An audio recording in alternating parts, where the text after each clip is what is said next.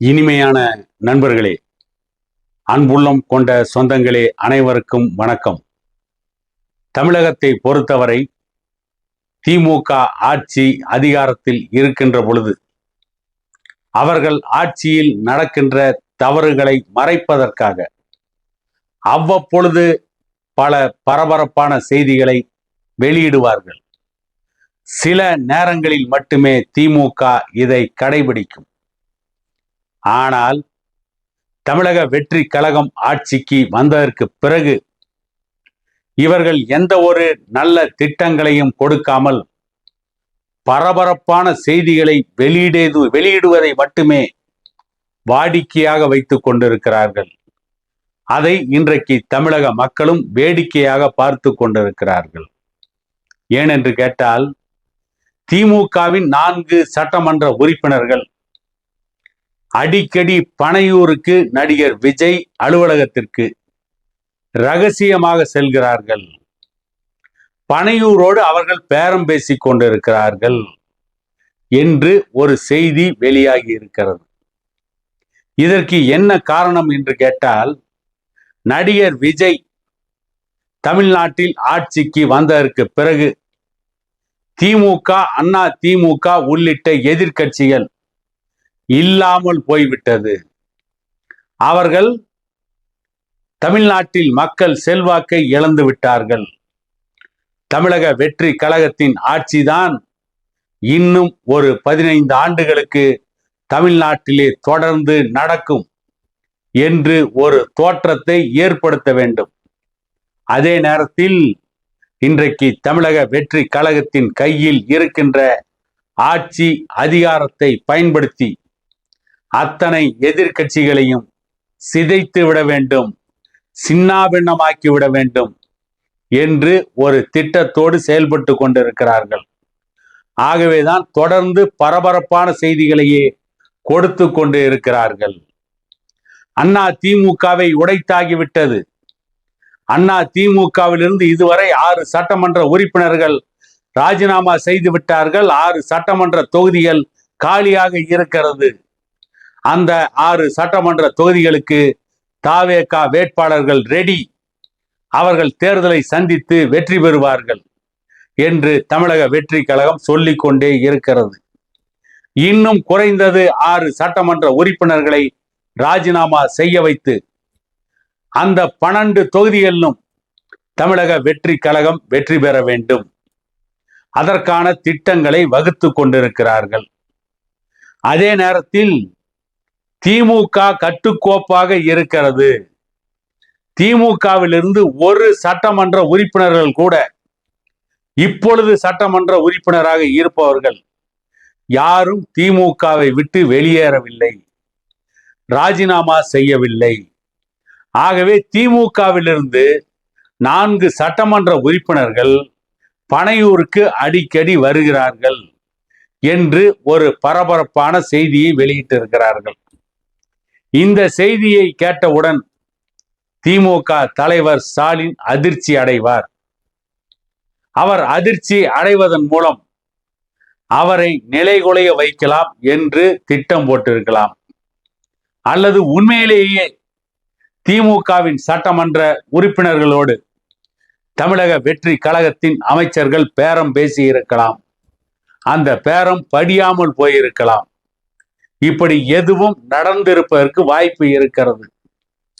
ஆக மொத்தத்தில் தமிழக வெற்றி கழகம் தமிழ்நாட்டில் அவர்களுக்கு எதிர்க்கட்சியே இருக்கக்கூடாது என்று நினைத்து, சாணக்கியன் சொன்னதை போல சாம பேத தான தண்டம் என்கின்ற அனைத்து வழிகளையும் கையாண்டு எதிர்க்கட்சிகளை நசுக்க நினைக்கிறார்கள், எதிர்க்கட்சிகளை சிதைக்க நினைக்கிறார்கள். அதைத்தான் இன்றைக்கு தமிழக வெற்றி கழகம் செய்து கொண்டு இருக்கிறது என்பது மட்டுமே நன்றாக தெரிகிறது. ஒருவேளை திமுகவிலிருந்தும் 4 சட்டமன்ற உறுப்பினர்கள் ராஜினாமா செய்துவிட்டு தமிழக வெற்றி கழகத்தில் இணைந்தார்கள் என்று ஒரு செய்தி வருமானால், தமிழ்நாட்டில் ஒட்டுமொத்த அரசியல் நாகரிகம் செத்துவிட்டது. மக்களை பற்றி கவலைப்படாதவர்கள்தான் சட்டமன்ற உறுப்பினராக தேர்ந்தெடுக்கப்பட்டு இருக்கிறார்கள். தேர்ந்தெடுக்கப்பட்ட சட்டமன்ற உறுப்பினர்கள் அவர்கள் கட்சிக்கும் விசுவாசமாக இல்லை, மக்களுக்கும் விசுவாசமாக இல்லை. அவர்கள் விசுவாசம் அனைத்தும் பணத்தின் மீதும் பதவியின் மீதும் சொத்தின் மீதும் தான் இருக்கிறது என்ற முடிவுக்கு மக்கள் வந்து விடுவார்கள். அப்படிப்பட்ட ஒரு முடிவை ஏற்படுத்த வேண்டும் என்றுதான் தமிழக வெற்றி கழகம் துடியாய் துடித்துக் கொண்டிருக்கிறதா? தமிழக வெற்றி கழகம் ஆட்சிக்கு வந்து அறுதி பெரும்பான்மையை சட்டமன்றத்தில் நிரூபித்த பிறகும் அவர்களுடைய பாதையை மாற்றிக்கொள்ளவில்லை. மக்களுக்கான நல்ல திட்டங்களை கொடுப்பதை பற்றி அவர்கள் சிந்திக்கவில்லை. புதிய கூட்டணிகளை அமைப்பது, அதன் மூலம் கவர்ச்சிகரமான விளம்பரங்களை செய்வது, ரீல்ஸ் போடுவது, அதை மக்கள் மத்தியிலே பரப்புவது, சமூக வலைதளங்களில் மட்டும் எப்பொழுதும் உயிர்ப்போடு இருப்பது என்றுதான் அவர்கள் தீர்மானித்திருக்கிறார்கள். அந்த தீர்மானத்தின் விளைவுதான் பரபரப்பான செய்திகளை வெளியிட்டு கொண்டிருக்கிறார்கள். இது மக்களுக்கு நல்ல தீர்வை தரக்கூடிய அரசாக இல்லை. தினந்தோறும் ஒரு புதிய அறிவிப்புகள் வருகிறது. ஆனால் அந்த அறிவிப்புகள் எதற்கும் ஏட்டு சுரைக்காய் கூட்டுக்கு உதவாது என்பதை போல இருக்கிறது. என்ன அறிவிப்புகள்? திமுக அண்ணா திமுகவிற்கு எதிராக சவால் விடுவது, அல்லது திமுகவும் அண்ணா திமுகவும் சேர்ந்து தமிழக வெற்றி கழக ஆட்சியை கவிழ்க்க பார்க்கிறார்கள் என்று பீதியூட்டுவது. இதை தவிர வேறு எதையும் செய்யவில்லை. சரி, திமுகவும் அண்ணா திமுகவும் ஏன் சேரக்கூடாது? திமுக கூட்டணியில் இருந்த கட்சிகளை அந்த கட்சி கூட்டணியை விட்டு வெளியேற வைத்து, அந்த கட்சியோடு கூட்டணி வைத்து தமிழக வெற்றி கழகம் ஆட்சி அமைக்கின்ற பொழுது திமுகவும் அண்ணா திமுகவும் கூட்டணி வைக்க கூடாதா? தமிழக வெற்றி கழகம் தமிழ்நாட்டை ஆள வேண்டும் என்று நினைப்பதை போல திமுகவோ அண்ணா திமுகவோ நினைக்க மாட்டார்களா? நினைக்க கூடாதா? திமுகவாகட்டும் அண்ணா திமுகவாகட்டும் தமிழக வெற்றி கழகம் தமிழ்நாட்டை ஆளட்டும் என்று அவர்கள் வேடிக்கை பார்த்து கொண்டிருப்பார்களா?